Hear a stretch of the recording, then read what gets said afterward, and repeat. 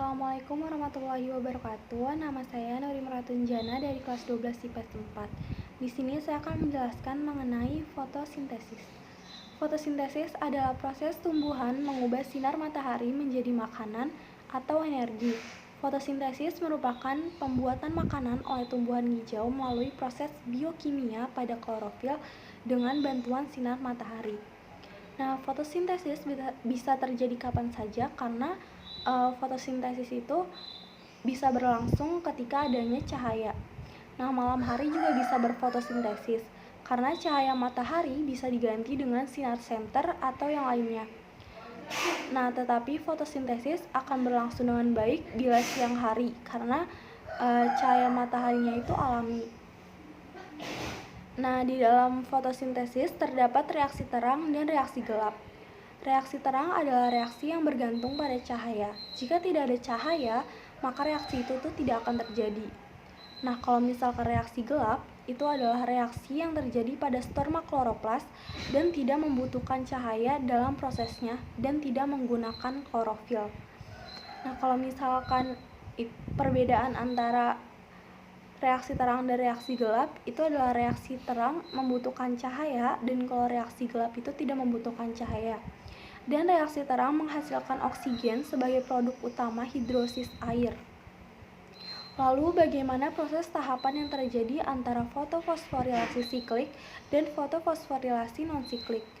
Nah, pada proses non-siklik ini tuh melibatkan fotosistem 1 atau P700 dan fotosistem 2 atau P680. Nah, proses fotofosforilasi non-siklik itu diawali dengan peristiwa fotolisis air yang menghasilkan 2H plus 2E dan plus setengah O2. Nah, elektron ditangkap oleh fotosistem 2 dan elektron bergerak kemudian ditangkap oleh aseptor primer. Kemudian elektron bergerak lagi dan melewati aseptor-aseptor yaitu plastoquinon, sitokrom B6F, plastosianin dan sampai ke fotosistem 1 atau P700. Nah, perjalanan elektron melalui aseptor-aseptor tersebut menghasilkan energi ATP. Nah, sesampainya di fotosistem 1, elektron akan bergerak dan ditangkap oleh aseptor primer. Nah, selanjutnya akan melewati aseptor ferredoksin.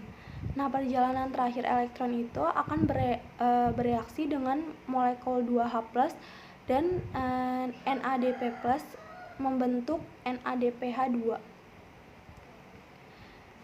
Fotofosforilasi siklik itu melibatkan fotosistem 1 saja karena fotofosforilasi siklik itu dimulai dengan elektron yang telah berada di fotosistem 1 akan bergerak dan ditangkap oleh aseptor primer. Lalu elektron dari aseptor primer akan bergerak kembali menuju aseptor ferredoksin. Nah, kemudian dia menuju sitokrom B6F dan dilanjutkan ke plastosianin dan kembali lagi ke fotosistem 1. Nah, proses tersebut berlangsung terus dan berulang-ulang.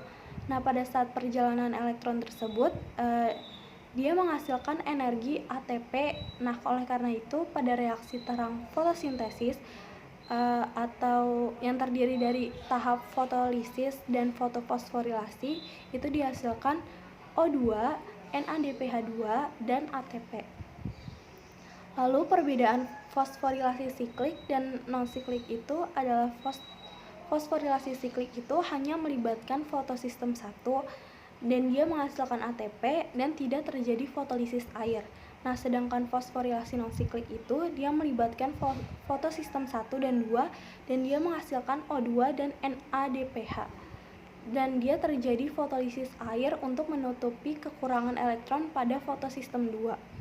Lalu tahapan pada reaksi gelap pada fotosintesis yaitu ada tahap reaksi gelap meliputi ada fiksasi, reduksi, dan regenerasi. Fiksasi merupakan pengikatan karbon dioksida oleh RuBP dengan bantuan Emina Rubiso. Lalu reduksi adalah perubahan PGA ke PGAL oleh NADPH dan ATP. Nah, sedangkan regenerasi adalah pembentukan RuBP dari PGAL, adapun sintesis adalah perubahan PGAL ke glukosa. Nah, adapun faktor yang mempengaruhi laju fotosintesis adalah cahaya matahari, air, dan konsentrasi oksigen dan juga karbon dioksida. Sekian dari saya, maaf bila ada kekurangan. Wassalamualaikum warahmatullahi wabarakatuh.